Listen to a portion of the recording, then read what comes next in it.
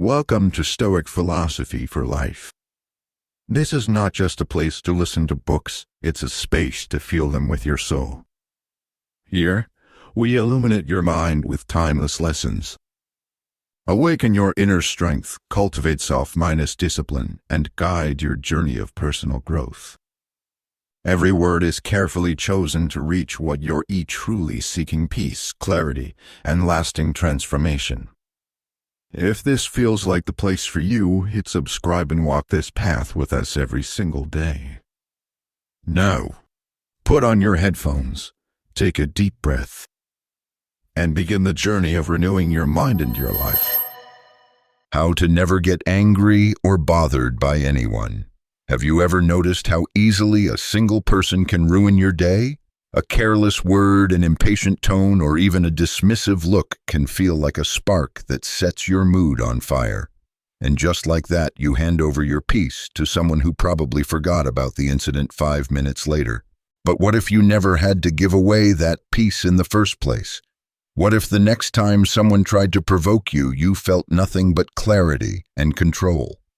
That is the promise of mastering the art of not letting anyone shake you. And that is what this journey into Stoicism will give you. By the end, you will not only understand why people cannot truly bother you unless you allow it, but you will also have the tools to remain unshaken in the face of disrespect, criticism, or even open hostility.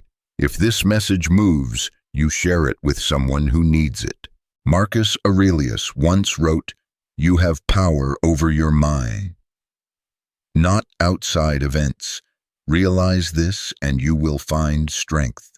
Most people hear this and nod in agreement, yet live as though their happiness depends entirely on the behavior of others.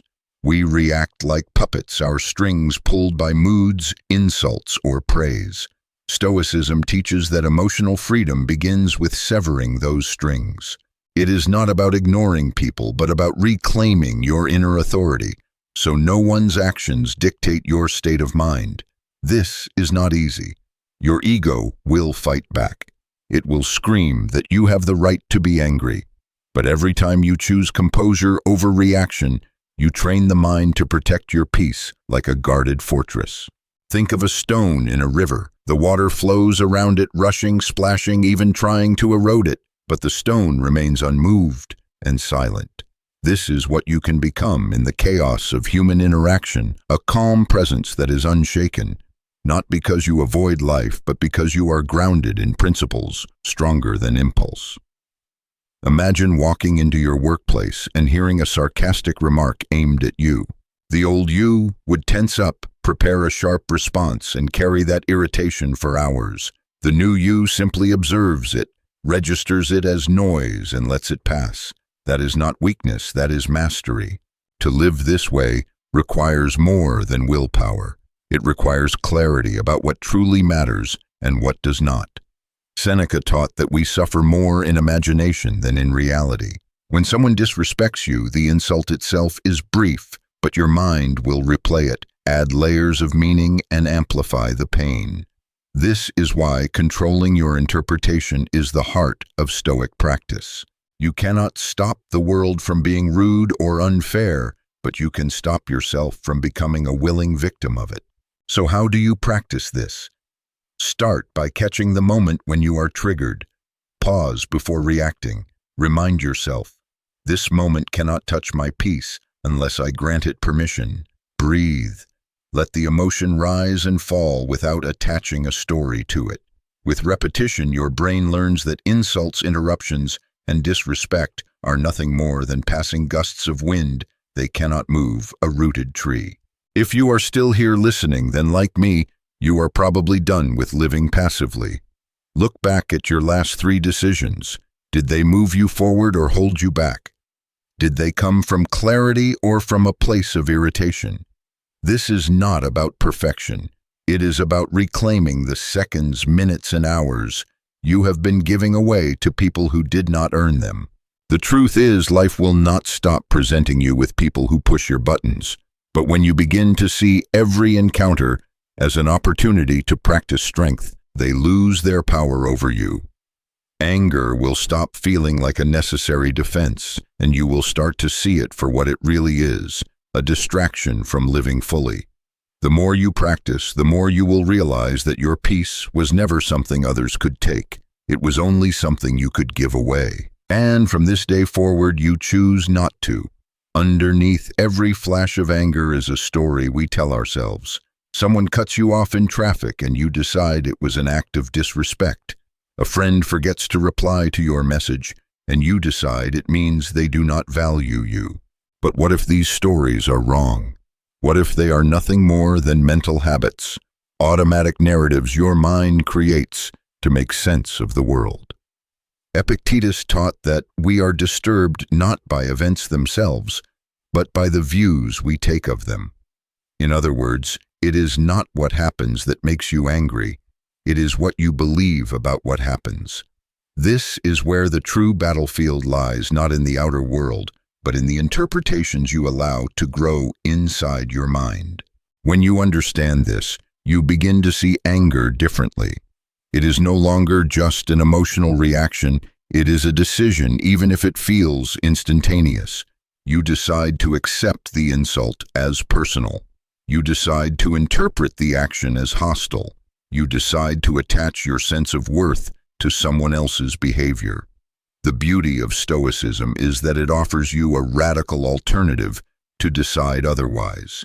You can see the same situation but choose to strip it of any power to disturb you. You can decide that the stranger's rudeness is simply a reflection of their own state of mind, not a reflection of your value. There is a simple but powerful practice you can start using immediately whenever someone does something that triggers you. Pause and silently say, "This is outside my control." The very act of naming it disarms the mind. Instead of fueling the fire, you create space between the event and your reaction. This space is where freedom lives. Over time, you will find that the urge to retaliate weakens, replaced by a steady confidence that cannot be shaken by petty words or actions. Marcus Aurelius faced betrayal, political intrigue, and endless criticism during his reign as emperor. Yet in his private writings, he constantly reminded himself that other people's actions were governed by their own reasons, desires, and flaws. He could not control their choices, only his own. This was not weakness, it was strength of the highest order. Because once you stop trying to control the uncontrollable, you release yourself from the endless frustration that fuels anger. Think about the last time you held on to resentment. Did it help you? Did it improve the situation? Or did it simply drain your energy and cloud your judgment? Anger often feels like power, but it is a false power, like drinking seawater when you are thirsty. It gives you a rush, but leaves you emptier than before. True power is the ability to remain steady when others are shaking. It is the choice to let someone's storm die at your shore instead of dragging you out into the chaos. To get there, you must train your attention. Every day you will face dozens of small irritations, delays, interruptions, careless remarks. Each one is a chance to either lose yourself or master yourself. Start small. Let the car that cuts you off go without a honk. Respond to a sarcastic comment with silence. Watch how your peace expands when you stop feeding the fire. It will feel strange at first, like you are giving something up. But what you are giving up is only the illusion that anger is necessary.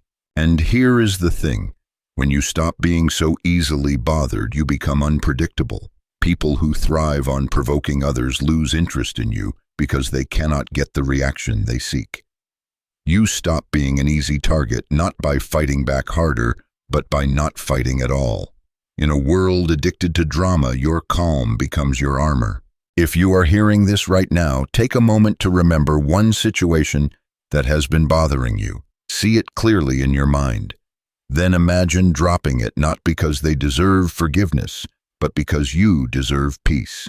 This is what Stoicism trains you for, not to be cold, not to be detached, but to live free from the emotional chains that others try to place on you.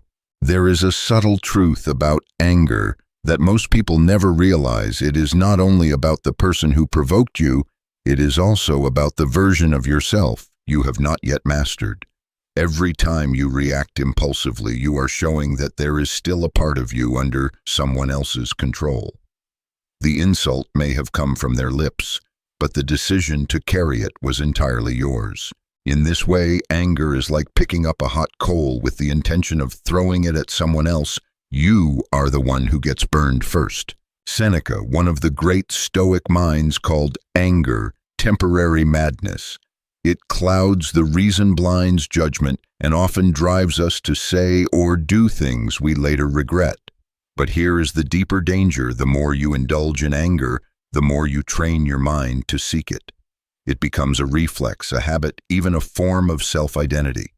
You start seeing slights where there are none, living on constant alert for offense. This is not strength, it is slavery to the worst parts of your own mind. The way out begins with rethinking what an insult actually is. When someone tries to belittle you, they are simply expressing their own character, not defining yours. Imagine a man shouting at the sea, cursing the waves for being wet. The sea does not take it personally. It remains what it is, vast and unmoved. In the same way, your worth is not determined by another person's words or tone. The moment you realize this, you stop needing to defend yourself from every jab and provocation. Of course, the ego resists this. It whispers that if you do not stand up for yourself in the heat of the moment, you are weak. But the truth is the opposite. It is far easier to lash out than to stand still. Anyone can raise their voice, but not everyone can rise above. That is why mastery over anger feels rare. It requires patience, self-awareness, and the courage to let go of the need to win every battle. You can practice this mastery in small daily moments. Next time you are interrupted while speaking, notice the rush of irritation, but do not feed it. When you are blamed unfairly, focus on the facts instead of the emotion. Each time you choose not to escalate, you are building a kind of quiet strength that others can sense even if they do not understand it. You will start to notice that people treat you differently, not because they suddenly respect you, but because they realize they cannot control you. Marcus Aurelius reminded himself that every person acts according to what seems true to them at that moment. This means that when someone wrongs you, they are acting from their own limited understanding, biases, and pain. You are not required to approve of their behavior, but you are free to rise above it. The less you take personally, the lighter you move through life. If you are still with me at this point, you probably know this is not about becoming emotionless. It is about feeling the emotion without being owned by it. It is about choosing when and how to respond instead of letting the situation choose for you. Look at the last week of your life. How many moments did you lose to annoyance or anger? How much more peaceful would you feel if you could take those moments back? That is the real gift of Stoicism, not the absence of challenge, but the presence of unshakable calm in the middle of it. The world will not stop testing you. People will still be impatient, careless, or cruel. But when you are no longer quick to anger, you step into a rare freedom. You become like a mountain in a storm. Winds howl, rain falls, but you remain rooted and unmoved. And that is a kind of power no insult can touch. Most people treat their peace of mind like an open market, giving pieces of it away to anyone who walks by with a sharp word or an impatient gesture. They hand it over so casually as if their emotional state were worth nothing. But imagine if you treated your inner calm like a priceless treasure, something only you could grant access to. Stoicism teaches that this is not only possible but essential if you want to live without being dragged around by every mood conflict or insult that comes your way. One of the most powerful ways to protect this treasure is to separate what is in your control from what is not. Epictetus built his entire philosophy on this idea. If you can master this distinction, you can master your emotions. You cannot control how someone speaks to you, but you can control whether their words plant roots in your mind. You cannot stop a person from misunderstanding you, but you can decide whether you will waste your energy trying to change their mind. The more you focus on what is truly yours to govern, the more unshakable you become. This does not mean you ignore the world or let people walk over you. It means you respond with intention instead of reflex. Imagine you are standing in the rain. You cannot stop the clouds from pouring, but you can open an umbrella, seek shelter, or simply walk on unfazed. Anger is like standing in the rain without protection and shouting at the sky, expecting it to change. It never works. Stoicism hands you the umbrella. There will be moments when your instincts scream for you to react. Perhaps someone mocks you in public or a colleague takes credit for your work. In those moments, remember that your first impulse is rarely your wisest choice. The Stoics believed that a person who cannot control themselves is at the mercy of everyone else. If someone can make you furious in seconds, they own more of you than you realize. By holding back, by pausing, you are reclaiming ownership of yourself. Think of a time when you walked away from a potential argument and later felt proud of how you handled it. That pride did not come from winning. It came from restraint. It came from knowing that you acted according to your values, not according to someone else's provocation. Every time you choose composure over chaos, you strengthen the muscles of self-control. Like physical muscles, they grow with use, and soon, what once required great effort becomes your natural way of being. Marcus Aurelius often reminded himself to expect rudeness, selfishness, and ingratitude from others. He did not do this to become cynical, but to be prepared. When you expect that life will test you, you stop being surprised when it does. And when you are not surprised, you are less likely to be shaken. This is the mental armor that Stoicism gives you, not a wall that blocks out the world, but a shield that allows you to move through it without losing yourself. If you are still here listening, take a moment to notice how often your peace depends on others behaving the way you want them to. Then imagine what your life would be like if that dependency vanished. How much lighter would you feel if your happiness could not be hijacked by a stranger's mood or a friend's thoughtless comment? This is not a distant dream, it is a skill, and every day gives you the chance to practice it. When you live this way, the world changes. People may still try to provoke you, but they will quickly learn that their efforts are wasted. Your calm will unsettle them more than any sharp reply could, and you will find that the more you value your peace, the less interested you are in giving it away. You become the rare person whose mood is self-sustaining, whose sense of worth comes from within, not from the shifting winds of others' approval or disapproval. There is a quiet strength in not reacting, a strength that many will mistake for indifference. But indifference is the absence of care, while stoic calm is the presence of mastery. When you choose not to be provoked, it is not because you do not feel, but because you have learned to rule your feelings instead of being ruled by them. This is the kind of strength that does not shout or demand recognition. It simply is. The challenge is that our culture often rewards the opposite. We live in a world where quick responses, sharp comebacks, and public displays of outrage are celebrated as signs of courage or authenticity. But the truth is, they are often signs of impulsiveness. Marcus Aurelius would have seen these as symptoms of an undisciplined mind. Real courage is not in the loud declaration, but in the quiet refusal to be pulled away from your principles. It is easy to let others dictate your emotions. It is far harder to stand your ground in peace. Think of an ancient warrior not on the battlefield, but in a marketplace, confronted by a man trying to provoke him. The warrior could cut him down in an instant, but instead he smiles, says nothing, and walks away. Outsiders might see this as weakness, but those who understand see it as a victory because the warrior has defeated the real enemy, his own ego. That is the battle Stoicism trains you to win every day. This does not mean you never speak up or defend yourself. It means you choose your battles wisely. You measure the cost of engagement against the value of your peace. Sometimes the most powerful statement you can make is silence. Other times it is a measured response delivered with clarity instead of heat. The point is that you act from choice, not from compulsion.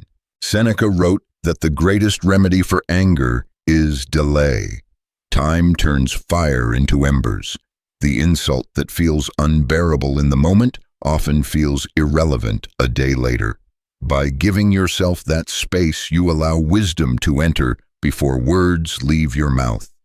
You save yourself from saying things you cannot take back, and you discover that many provocations are not worth the energy you were ready to spend on them.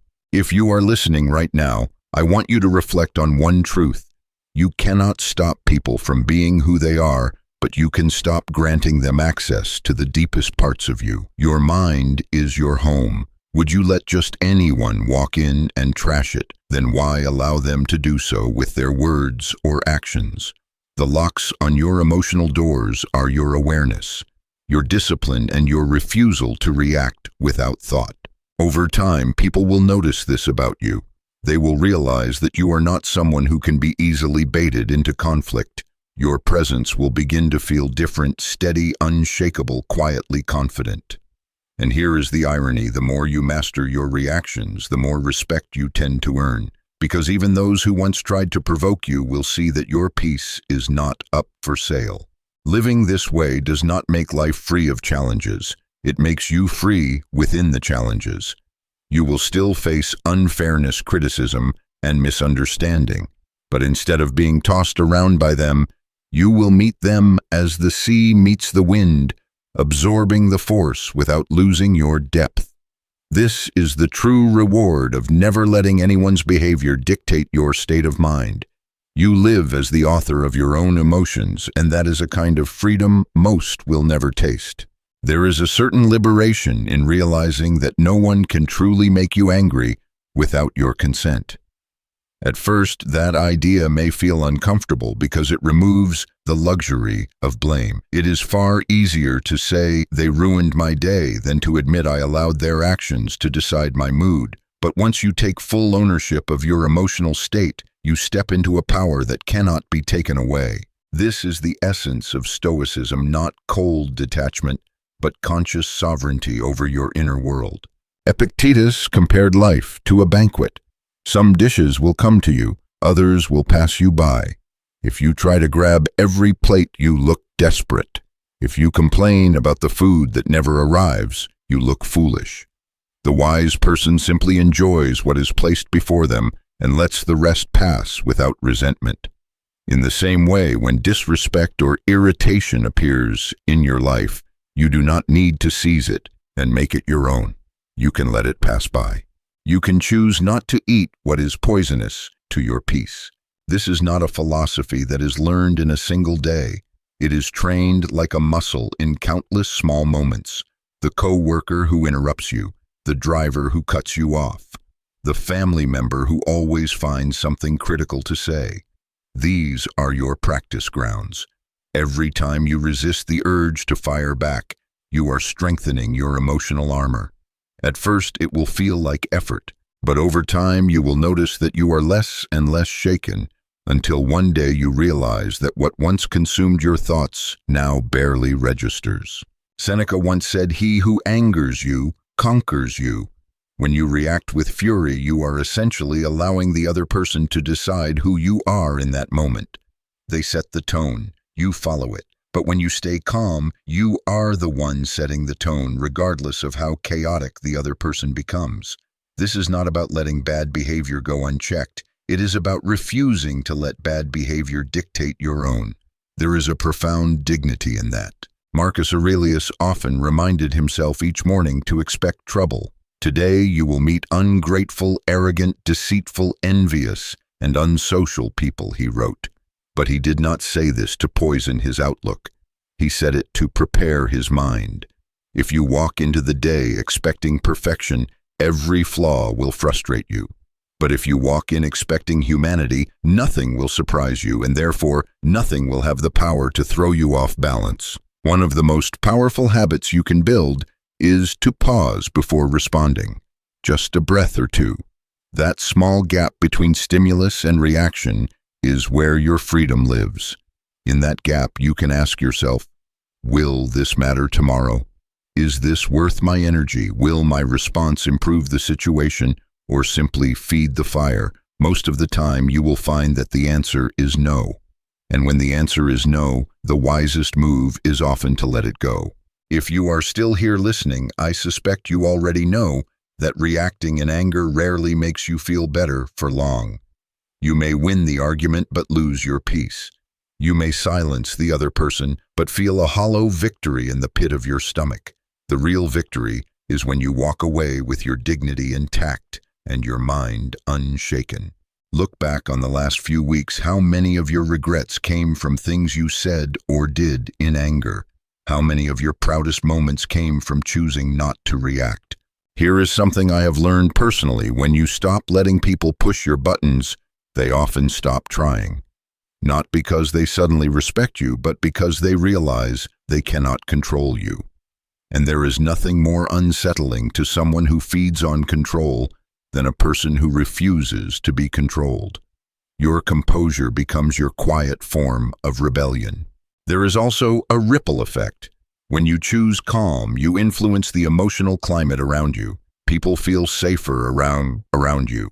They know you will not explode at small inconveniences or lash out unpredictably. In a world addicted to quick tempers and outrage, you become an anchor, a rare, steady presence others will come to value more than they realize. It is important to remember that Stoicism is not about suppressing your feelings. Suppression is like holding a beach ball underwater. It will eventually burst to the surface. Stoicism is about understanding your feelings, seeing them for what they are, and choosing your response with clarity. Anger is often just a messenger telling you that something feels unfair or threatening. You can listen to that message without letting it control your actions. When you live this way, you are no longer a prisoner of the moment. You stop being yanked around by every rude comment, every minor injustice, every careless act. You start to see the bigger picture. You realize that most of what bothers you now will mean nothing in a week, a month, or a year. And the things that will matter a year from now are rarely improved by an angry reaction today. The more you practice this, the more you will notice a shift, not only in how you handle others, but in how you handle yourself. Your thoughts become calmer. Your sleep becomes deeper. Your relationships become healthier because you are no longer bringing unnecessary conflict into them. And perhaps most importantly, you start to feel a deep, unshakable respect for yourself, because you know that your peace is not an accident. It is a choice you make over and over in the moments that matter most. There is a strange thing that happens when you stop reacting to every offense. You begin to see how much energy you used to waste. It is like suddenly realizing that you have been walking around carrying a heavy backpack for years, and one day you set it down. The world feels lighter not because it changed, but because you did. This is what happens when you train yourself through Stoic discipline to stop letting other people's moods and mistakes dictate your state of mind. Epictetus would remind his students that if someone succeeds in provoking you, realize that your mind is complicit in the provocation. At first, this sounds harsh. It places the responsibility squarely on you. But that is exactly why it is empowering. If your peace depends entirely on others behaving well, you will always be at their mercy. If your peace depends on your own discipline, you can carry it anywhere, no matter the chaos around you. It helps to think of your emotions as the steering wheel of your life. If you hand that wheel to every stranger, friend, or critic, do not be surprised when you end up in places you never wanted to go. Stoicism is the act of keeping your hands firmly on that wheel, no matter how many people try to grab it. They can shout directions, they can pound on the glass, but you remain the driver. Seneca once said, "An angry man is always full of poison." That poison does not only harm your relationships, it seeps into your thoughts, your body, and your future. Chronic anger has been shown to weaken the immune system, damage the heart, and cloud decision-making. In other words, anger punishes you far more than it punishes the person who triggered it. And yet we often treat it like a weapon worth carrying. Stoicism teaches you to lay that weapon down, not because you cannot use it, but because you understand it causes more harm than good. One way to begin this process is to redefine what strength looks like to you. Strength is not always standing your ground in battle. It is knowing when the battle is not worth fighting. Marcus Aurelius ruled over an empire, yet in his private writings he constantly reminded himself to be tolerant with others and strict with himself. This was his way of ensuring that his authority never became arrogance, and that his power over others never outweighed his power over himself. When someone tries to provoke you, imagine you are looking at them through a clear pane of glass. You can see their movements, hear their words, but there is a barrier between their energy and yours. Their anger hits the glass and slides away. You are aware of it, but untouched by it. Over time, this becomes more than a visualization. It becomes the natural state of your mind. If you are still here with me, it is because you are tired of letting the smallness of others shrink your world. You want to move through life without flinching every time someone throws a verbal stone. The truth is, you cannot stop the stones from being thrown, but you can stop standing in the line of fire. You can step aside, keep walking, and let them fall harmlessly to the ground. The beauty of Stoicism is that it does not ask you to be perfect. It asks you to practice. Some days you will fail, you will snap, you will raise your voice, you will let someone get under your skin. That is fine, because each failure is also an opportunity to learn. The point is not to never fall. It is to notice the fall sooner, rise quicker, and walk forward wiser. As you develop this habit, you will notice that the provocations of others begin to lose their edge. What once felt like an attack now feels like background noise. You may even find yourself feeling compassion for those who try to provoke you, because you will see how much they are ruled by their own lack of control. And you will know that you once lived in that same prison, but no longer. The world is full of people who thrive on reaction. They feed on outrage because it gives them a sense of control. The moment you stop reacting, you cut off their supply. You take back not only your peace, but your power. And when that happens, you realize the truth. The Stoics knew all along no one can truly bother you without your permission, and your permission is something you no longer give so easily.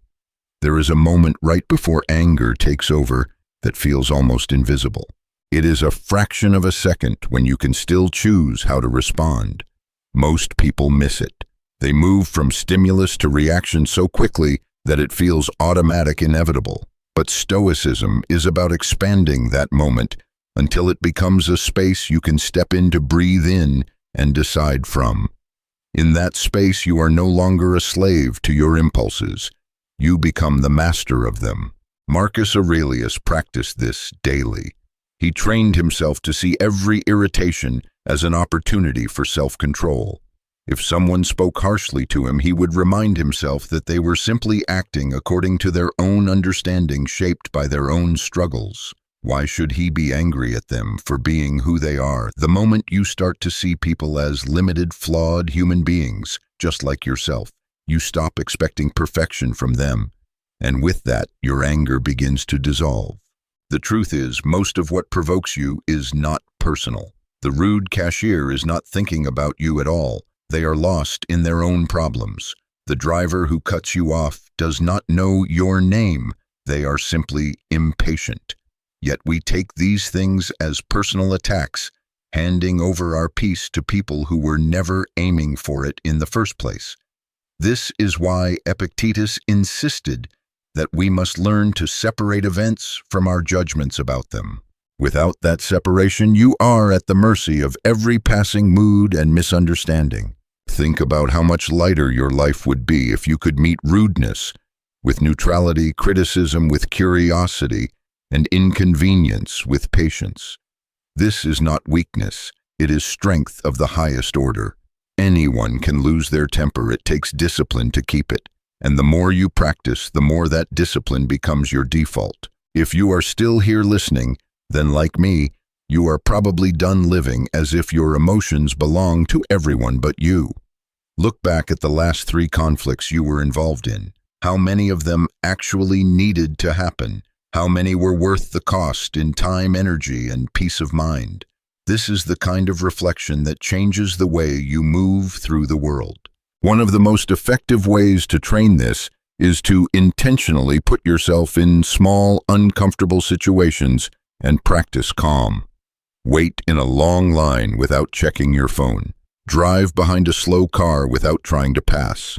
Let someone else have the last word in a conversation. These may seem trivial, but they are like push-ups for your patience.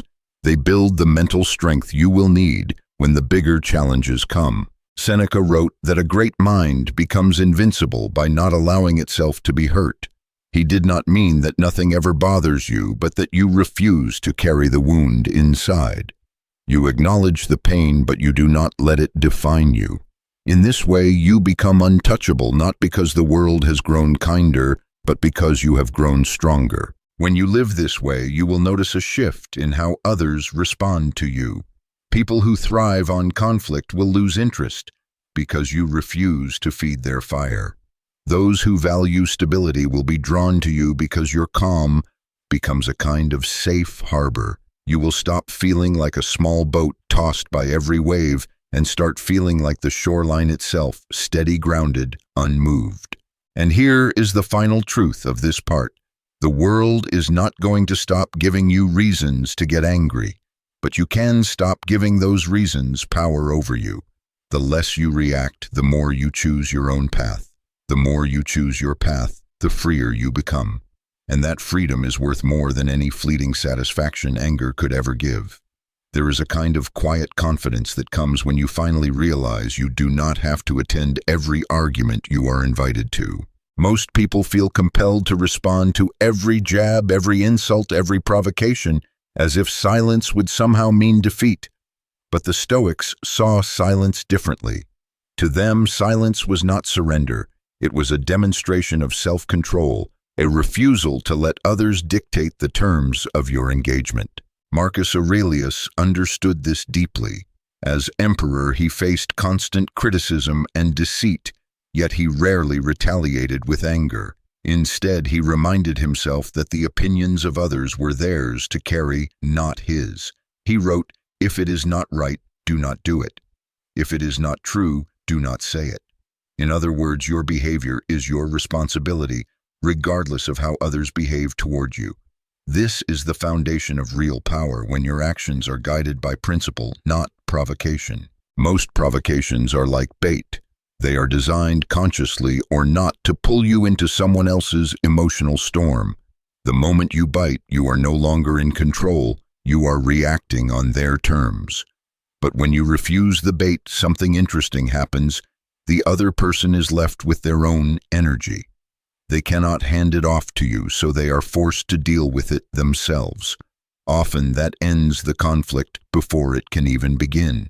If you want to strengthen this skill, start by asking yourself in tense moments, what outcome do I actually want here? In most cases, the outcome you want is peace, respect, or resolution, not escalation. Anger rarely brings those outcomes, but patience, composure, and a clear mind often do. Choosing these does not make you passive, it makes you effective. Seneca warned that anger tends to justify itself, convincing us that it is necessary for justice. But in reality, anger often clouds the very judgment we need to achieve justice. Imagine a judge who lets their personal rage dictate their verdict. Would you trust their decision? In the same way, when you let anger lead, you cannot trust the path it takes you on. Stoicism teaches you to let reason and principle lead instead. If you are still here listening, think about the last time you responded with anger. Did it bring you closer to the life you want, or did it pull you further away? And think about the last time you stayed calm under pressure. How did that feel afterward? Which version of yourself do you want to meet more often? This reflection is not about shame, it is about choice. Every day you have the chance to choose who you will be in the face of challenge. One useful mental shift is to start seeing provocations as tests, not threats. A threat puts you on the defensive, but a test invites you to prove your strength. The rude comment becomes a test of your patience. The unfair accusation becomes a test of your clarity. The delay in traffic becomes a test of your peace. And with each test you pass, you grow more capable of handling the next. Over time, your reactions become less about defending yourself and more about preserving your values. You realize that you do not need to prove yourself in every moment. You do not need to explain yourself to every critic. You do not need to match the volume of those who shout at you. Your calm becomes your proof, your restraint becomes your statement, and your dignity becomes your armor. When you reach that point, you will notice something profound. You have not only stopped being easily angered, you have stopped being easily controlled. And that, in the eyes of the Stoics, is one of the highest forms of freedom a human being can achieve. There is a point in your growth when you stop seeing calmness as simply not getting angry and start seeing it as a deliberate chosen state that you carry into every interaction. It is no longer just about avoiding explosions. It is about cultivating a deep reservoir of steadiness that people can feel the moment they are near you. This steadiness is not an accident. It is the result of hundreds of choices made in small, ordinary moments. Choices to pause instead of react. Choices to understand instead of assume. Choices to preserve your energy instead of wasting it on people or situations that do not deserve it. Marcus Aurelius lived in a world far more chaotic than ours, yet he understood that the greatest battle was not with foreign enemies or political rivals. It was with himself. Each morning he prepared his mind for the human flaws he would encounter: arrogance, selfishness, dishonesty, and ignorance. By expecting these things, he robbed them of their power to surprise or provoke him. This is a practice you can adopt. When you expect challenges, you meet them with readiness instead of resentment. Think of the last time you were blindsided by someone's behavior.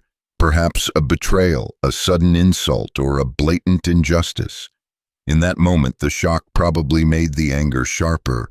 But what if you had already been prepared for the possibility the same event might still hurt, but it would not shake you to your core? You would see it as part of the natural rhythm of life, not as an unbearable exception. That is the gift of preparing your mind as the Stoics did. Seneca warned that we suffer more often in imagination than in reality. Much of the anger we feel is not from the actual event, but from the stories we tell ourselves about it. Someone ignores your message, and your mind writes a narrative about their disrespect. A stranger gives you a dirty look, and you decide it is about you. These narratives are often false, yet they trigger very real emotions. Stoicism trains you to question the story before you believe it. You ask, do I know this is true, or am I assuming?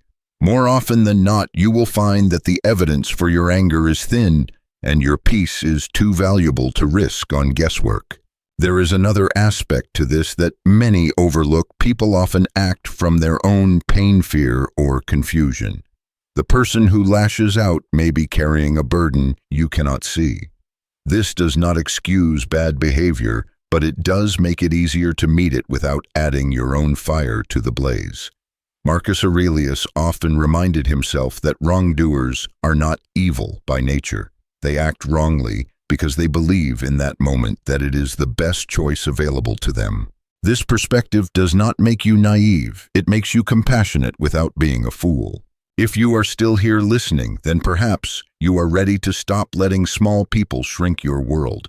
Think about the last week. How many moments were lost to irritation, resentment, or frustration? Now imagine those moments return to you quiet, steady, untouched by the noise of other people's storms. What could you have done with that time? Who could you have been if you had met those moments with calm instead of anger? One of the most practical ways to begin reclaiming that peace is to set an intention each morning. Before the day begins, tell yourself, no one will disturb my mind today unless I allow it. This is not just a wish, it is a commitment. Throughout the day, you will have opportunities to honor or break that commitment. Each time you honor it, you strengthen the habit of self-mastery. And over weeks and months, that habit becomes a natural part of who you are. You will also start to notice something fascinating. The people who once knew how to provoke you will lose that power. Some will test you, pushing harder to see if your calm is real. When they fail, they will either respect you more or drift away, unable to feed off the reactions they once counted on. In either case, you win because you keep your peace. The irony is that your refusal to be angered often influences others more than your anger ever could. People pay attention to those who remain calm under pressure, even if they will not admit it. They may even start to mirror your behavior, softening their own edges in response to yours. In this way, your calm becomes contagious, a quiet influence that changes the environment around you without you having to force it. Living like this does not mean you will never feel anger again. Anger is a natural human emotion, but when it comes, you will see it for what it is, a signal, not a command.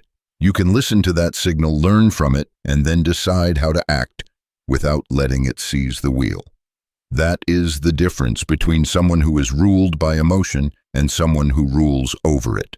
When you live this way long enough, you will look back and realize that many of the conflicts that once consumed you now feel trivial. You will wonder why you ever let them in, and that perhaps is the clearest sign of growth, when the things that once shook you can no longer reach you at all. There comes a moment when you finally understand that peace is not something you find. It is something you create and defend. Most people wait for life to become easier before they feel calm. They wait for people to treat them better, for problems to disappear, for circumstances to align. But the Stoics saw peace differently. To them, peace was not the absence of problems. It was the presence of control over your own mind. It was the ability to remain steady in the middle of storms because you knew that nothing external had the power to rule your inner world unless you handed it over. Marcus Aurelius lived surrounded by politics, betrayal, and constant demands. Yet he wrote to himself as a reminder, "You have power over your mind, not outside events. Realize this, and you will find strength." That sentence contains a truth so simple and yet so radical. If you master your mind, no one else can master you. This mastery is not built in dramatic moments. It is built in small, ordinary tests that most people overlook. How you respond when someone cuts you off in traffic.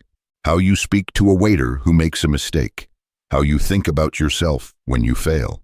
Every time you choose restraint over reaction, you lay another stone in the foundation of your peace.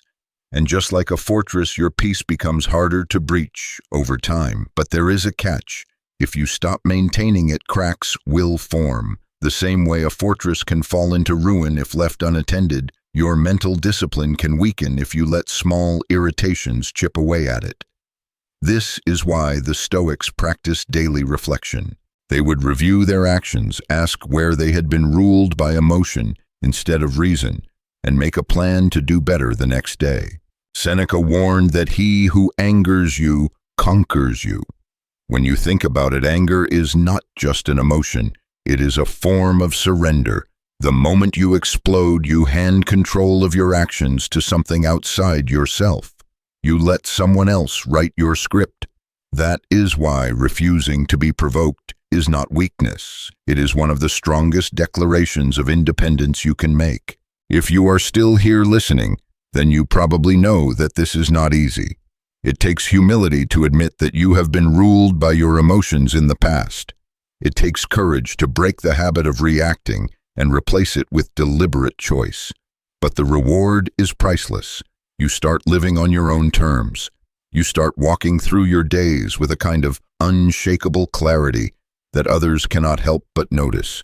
And that clarity becomes your shield. One practical way to strengthen this shield is to pause before responding to anything that stirs your emotions. Even a single deep breath can create enough space for reason to step in. You might ask yourself, will this matter in a day, in a month, in a year? That simple question can shrink the size of the problem instantly. What felt like a crisis a moment ago often reveals itself as nothing more than noise. Over time, you will begin to notice a shift. The same situations that once consumed your thoughts will now pass through your life like clouds drifting across the sky, noticed but not clung to. You will stop replaying conversations in your head. You will stop building imaginary arguments. You will stop letting other people's moods dictate your own. And in that freedom, you will find something better than constant comfort. You will find constant strength. The world will not change just because you have decided to live this way. There will still be rudeness, injustice, and chaos, but you will change. And when you change, your experience of the world changes with you. You will see challenges not as traps, but as opportunities to demonstrate your values. You will respond to disrespect without lowering yourself to match it. You will carry a quiet authority that needs no defense. And perhaps most importantly, you will stop feeling the need to prove yourself to people who do not matter. Your worth will no longer hang in the balance of someone else's approval. You will know who you are, and that knowledge will be enough. That, in the end, is what it truly means to never be angered or bothered by anyone, not that you are untouched by life, but that you are untouchable where it truly counts. At the highest level of mastery, calmness becomes your default state, not because life has stopped testing you, but because you have stopped being so easy to shake. You no longer enter a room scanning for threats to your ego. You no longer measure your worth by how others treat you. Instead, you carry yourself with the quiet certainty that nothing outside your own thoughts has the power to define you. This is the essence of Stoicism, not the cold suppression of feelings, but the warm embrace of reason as your guide. Marcus Aurelius understood that human life is short and far too precious to waste on petty resentments. He wrote about the fleeting nature of all things, urging himself to remember that soon both the person who insulted you and the one who praised you will be gone, just as you will be gone. When you truly grasp that everything and everyone is temporary, your anger begins to dissolve. Why cling to outrage when time is slipping through your fingers? Why waste hours or days on bitterness when those same hours could be spent on building something lasting? Seneca likened anger to temporary madness. When you are in its grip, your judgment is clouded, your tongue is reckless, and your actions are driven by impulse rather than thought. That is why he advised confronting it with preparation, not after it has already taken hold. The moment you feel the heat rising, step back, not just physically but mentally. Ask yourself, what outcome do I want here, and will my anger bring me closer to it? Most of the time, the answer is no. Think of your mind like a garden. Every reaction is a seed. Anger plants weeds that spread quickly, choking the life out of your better thoughts. Calmness, on the other hand, plants strong, steady trees that provide shade in hard times. The choice of what grows in your garden is made moment by moment, thought by thought. No one can plant those seeds for you. No one can tend that soil but you. If you are still here listening, it means you are no longer satisfied with letting your emotions run the show. You are ready to live with intention. Look back on your life for a moment. How many conflicts could have been avoided if you had chosen patience over pride? How many relationships could have been saved if you had listened before speaking? How much energy could you have preserved if you had refused to be baited by someone else's chaos? Those are not losses to regret, they are lessons to carry forward. From this day on, you can start living in a way that makes anger the exception, not the rule. Begin each morning by anchoring yourself in the truth that only your own choices belong to you. Throughout the day, when irritation knocks at your door, decide whether it deserves entry. And each night, reflect on where you succeeded and where you slipped without judgment, so that you can do better tomorrow. You will not be perfect. No one is. But over time, your reactions will slow, your clarity will sharpen, and your presence will feel heavier in the best possible way. People will notice that they cannot pull you into their storms, and they will either adapt or drift away. Both outcomes serve your peace. And one day, without even realizing it, you will wake up and discover that you have become the kind of person You once admired someone who moves through the world with quiet strength, who listens more than they speak, who refuses to be a prisoner of momentary emotions, someone who is free. If this message moved you, share it with someone who needs it. Your calm may just be the spark that changes another life.